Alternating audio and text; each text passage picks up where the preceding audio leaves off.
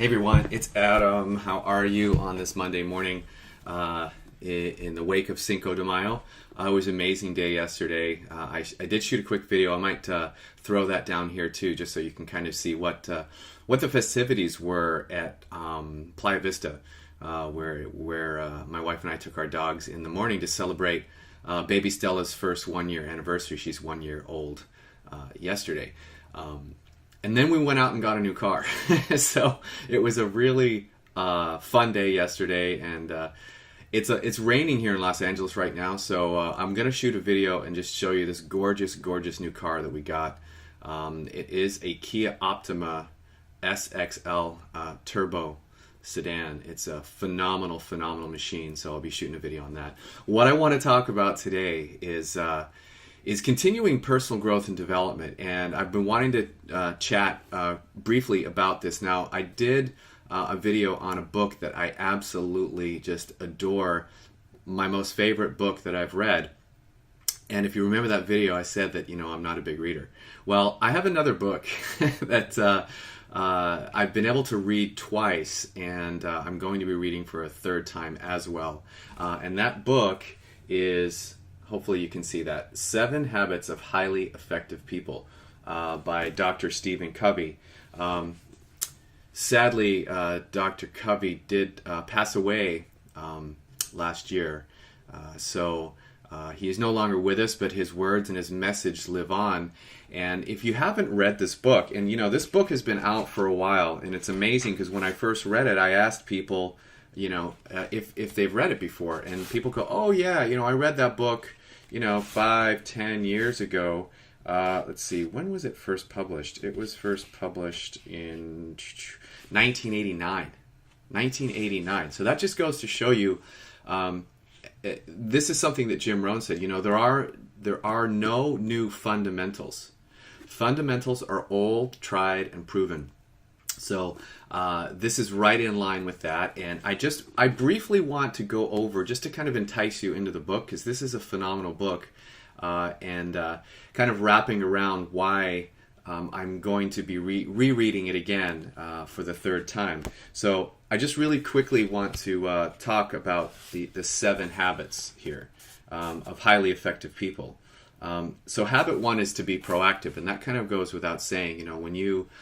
When you do things that aren't either expected of you or that you do it with vision, understanding that a proactive action is going to create a positive reaction in your life, in whatever you do, that's habit number 1. I'm not going to spend a whole lot of time going into depth. I'm just going to tell you what the 7 habits are, so you can kind of get a grip of why this book is so powerful. Habit number 2, begin with the end in mind. And this is, principles of personal leadership. Again, it's vision. And the company I'm working with now, the leaders in this company have so much vision. The vision is so far cast out that it's really mind-blowing when I take a look at other people with vision. And what it does is it inspires me to open my scope of understanding, and my vision expands. It stretches. So you definitely want to surround yourself with successful people that have big vision. Habit number 3, put first things first. Now this just has to do with personal time management, setting priorities on a daily basis, and the things that you do on a daily basis directly affect your long-term growth, or conversely, the long-term disadvantage that you put yourself in if you don't practice on a daily basis and have correct time management. And obviously, there's people that see that show up in their bank account and in their relationships. So habit number 4, think win-win. The principles of interpersonal leadership. This is something I'm working really heavily on right now, and this has to do with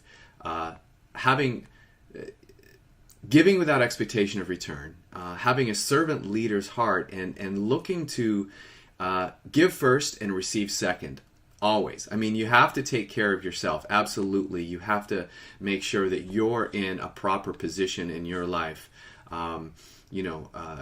like the man that was on a burning boat, right? And there were people that he needed to save. I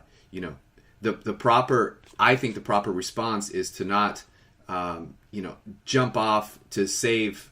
Or what's the analogy? It's basically, if there's only enough people that can get on the life raft, should you give your seat up and sacrifice your own life? No, you shouldn't. Now, why is that? Because you need to protect yourself first and save yourself first so you can help the masses. Because if you sacrifice your life, you're not going to be able to help anybody, right? So that's kind of what I take out of that is when you think win-win, and save yourself first, right? And then create value for other people in their life. Support, help, whatever it means to you to be able to give to someone, whether it be financially, emotionally, spiritually, right? So, and that ends up becoming a win-win, because the more you create in a positive way, the universe will return in abundance to you. I guarantee it. So habit number 5, seek first to understand, then to be understood. This is a huge one. You can ask my wife. Women are, in my opinion, better listeners than men.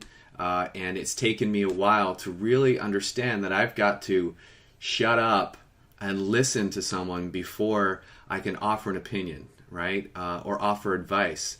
And a lot of the time, that's also a win-win. That's giving first and receiving second. Because when you listen, when you open up and stop to listen, that's when most of the growth and learning really occurs, and that creates such an incredible communication channel between you and the other person that it's so much more valuable to both of you. And again, it creates another win-win. So a lot of times these habits kind of tie into each other. Habit number 6, synergize. Principles of creative cooperation. So what this means to me is a mastermind. So you have to have a mastermind with somebody, one person or more, one or more people in your life. Some people call it an inner circle if it's a group of people. But a mastermind needs to start first. If you're married or if you have a partner, that mastermind needs to start first with that person.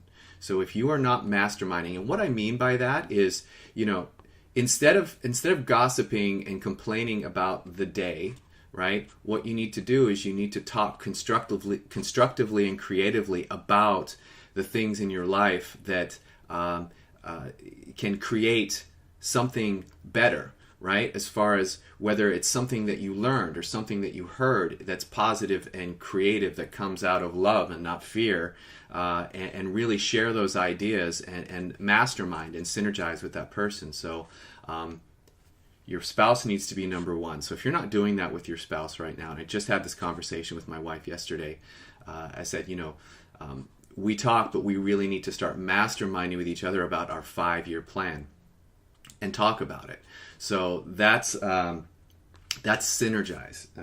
So habit number 7 is renewal, and that is, Dr. Covey says, sharpen the saw. This is huge. Okay, so the worst thing that someone can say when a question is posed to them is, "Oh, I know that," right? I've learned a lot of things, but I don't profess to know anything. I don't profess to know anything, and here's why.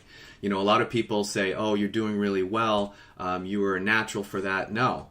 I just follow directions, and I learn and I study. I study success. I study successful people, and here's the core is what I'm actually talking about in this video is personal growth and development. Studying people like Dr. Covey, studying their words and studying their message, like Jim Rohn, like an Anthony Robbins. These types of people are people that study and learn and grow on a daily basis, and they renew.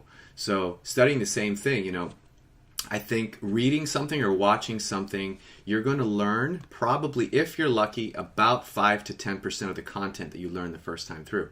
So how can anybody ever think that you can learn something all the way through 100% and retain it for the rest of your life, reading it or watching it once? It just doesn't happen.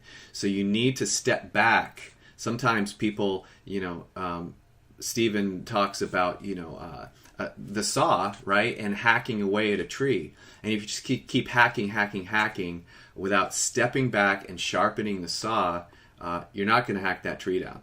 But the more often that you step back and sharpen that saw, you're going to get that tree down a lot faster. And really that's the growth period, right, is the sharpening the saw and studying and reading things over and over until you really have a firm grasp of it, and then move on to another area where you can grow. But you need to continue growing until the day that you take your last breath.